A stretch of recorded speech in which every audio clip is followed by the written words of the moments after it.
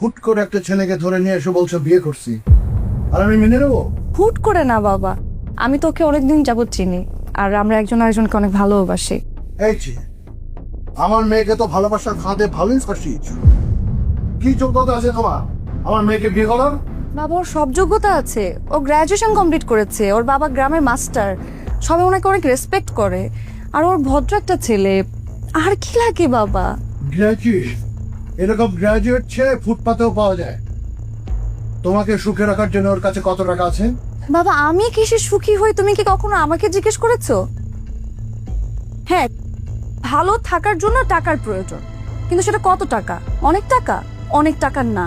হ্যাঁ, আমরা বিলাসিতা করে শো অফ করে অনেক টাকা নষ্ট করি আর মনে করি এটাই আমাদের সব সুখ, কিন্তু এটা মেইন সুখ না বাবা। সুখ হচ্ছে ভালো থাকার মধ্যে, আর আমার বিশ্বাস সুমন আমাকে ভালো রাখবে।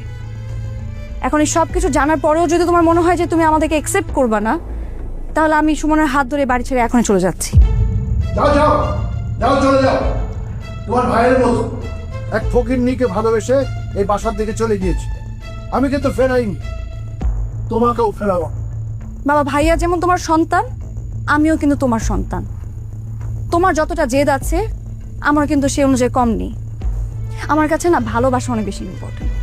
এই টাকা পয়সা আমার কাছে দরকার নেই। তোমার যোগ্যতা থাকা সত্ত্বেও টাকা কম ছিল বলে বাবা তোমাকে মেনে নিল না, তার উপর তোমাকে অপমান করেছে, আমার ভালোবাসাকে অপমান করেছে।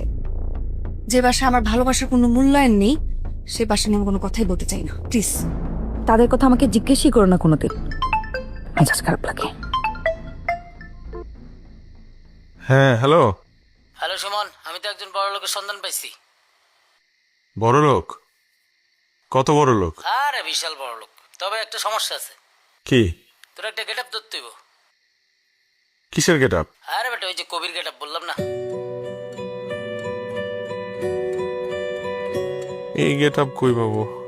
আচ্ছা ঠিক আছে, দেখি কত দূর গেট আপ নিতে পারি। ধন্যবাদ। কিসের গেটআপ নিয়ে কথা বলছো?